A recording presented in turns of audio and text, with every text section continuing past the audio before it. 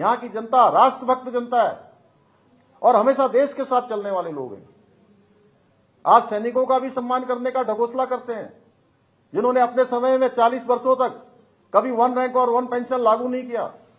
कभी सैनिकों के लिए जो सियाचिन के -40 डिग्री तापमान में काम करते हैं जो सैनिक, उनके लिए कभी अच्छे बूट देने का काम नहीं किया, कभी अच्छे जैकेट देने का काम नहीं किया, अच्छे औजार देने का काम नहीं किया।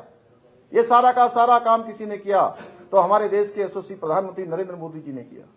भाइयों बहनों, लगातार सेना के मनोबल को बढ़ाने का किसी ने काम किया है तो हमारे देश के यशस्वी प्रधानमंत्री जी ने किया है। आज कोई होली हो, दिवाली हो, उनका अपना जन्मदिन हो, कोई त्योहार हो, वो सैनिकों के बीच में जाकर मनाते हैं, क्योंकि वो लगातार एक राष्ट्रभक्त कर्मयोगी की तरह काम करते हैं। भाइयों बहनों, हमने पिछले 5-6 माह में लगभग 500-550 से भी ज्यादा फैसले लिए हैं और हर सेक्टर के फैसले लिए। केवल फैसले नहीं लिए, हमने कोशिश की उनको धरातल पर उतारें।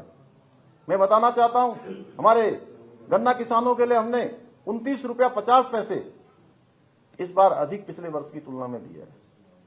हमारे नजूल पर बैठे हुए ऐसे भाई बहनों के लिए उनको मालिकाना हक देने के लिए हम कानून लेकर आए हैं। मलिन बस्तियां हमारी बसी रहे। मैं देख रहा था कुछ लोग आज मलिन बस्तियों पर भी राजनीति करना चाहते हैं। हमने उन मलिन बस्तियों को भी पक्का करने का काम किया है। हमारे बंगाली भाइयों के लिए जो पूर्वी पाकिस्तान से उनके सर्टिफिकेट में पूर्वी पाकिस्तान लिखा जाता था, उनके लिए एक अपमानजनक शब्द था वो, उस शब्द को भी हटाने का श्रेय मैं आप सबको देना चाहता हूं, क्योंकि आप सबकी प्रेरणा से हम काम कर रहे हैं। हमने उसको भी हटाया है। भाइयों बहनों, जितने काम हम कर सकते थे रोजगार के क्षेत्र में, हमने, अभी मदन जी ने बताया, पिछले 5 वर्षों में हमने लाखों की संख्या में रोजगार दिया है। जितने सरकारी पद हैं उन सभी पदों पर भर्ती की प्रक्रिया जारी की है। 1734 पद पुलिस विभाग में खाली थे, उन सभी पर विज्ञापन की कार्रवाई हो चुकी है। लगातार हम उत्तराखंड को आगे बढ़ाने के लिए काम कर रहे हैं। हमारा लक्ष्य है कि उत्तराखंड जब 25 वर्ष का होगा, 2025, जब उत्तराखंड की रजत जयंती वर्ष हम मना रहे होंगे, यानी कि सिल्वर जुबली समारोह जब हम मना रहे होंगे, उस समय हमारा उत्तराखंड हर दृष्टि से हिंदुस्तान का आदर्श राज्य बने, हिंदुस्तान का श्रेष्ठ राज्य बने, हिंदुस्तान का नंबर 1 राज्य बने, उसके लिए हम सबको काम करना है। और माननीय प्रधानमंत्री जी ने भी कहा है कि आने वाला जो दशक है, ये 20 से 30 का दशक, ये दशक हमारे उत्तराखंड का दशक होगा। इस दशक को बनाने का काम हमारे उत्तराखंड के हर भाई बहन को करना है, हमारे सभी बड़े बुजुर्गों को करना है, हमारे नौजवान साथियों को करना है। सभी को एकमेव होकर एक रास्ते पर चलना है। जो विकास की रफ्तार शुरू हुई है, उस रफ्तार को और गति देने का काम करना है।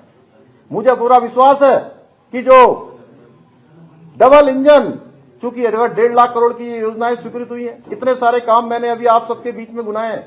मैं उत्तराखंड के अंदर जो हमने निर्णय लिए, मैं उसको गिनाऊंगा तो बहुत लंबा हो जाएगा। चाहे वात्सल्य योजना हो, चाहे हमारी जो है महालक्ष्मी किट योजना हो, ऐसे तमाम हमने निर्णय लिए हैं। ये सारे के सारे काम हो पाए हैं तो इसलिए हो पाए हैं, उसका श्रेय भी मैं आप सबको देना चाहता हूं, क्योंकि आपने ऐसी सरकार चुनी है उत्तराखंड के अंदर और दिल्ली के अंदर, जो दोनों सरकारें मिलकर एक साथ आगे बढ़ रही हैं। और जब एक सरकार ऐसी होती है, उत्तराखंड के अंदर ऐसी सरकार होगी जो सरकार आपकी जरूरतों को, आपकी आवश्यकताओं को केंद्र के सामने रखेगी और केंद्र की सरकार उसको अपनी प्राथमिकता में रखेगी। जो हमारी जरूरत है वो केंद्र की प्राथमिकता होनी चाहिए और केंद्र की जो प्राथमिकता है वो हमारी आवश्यकता और हमारी जरूरत होनी चाहिए। इसलिए आप लोग ऐसी सरकार बनाएंगे।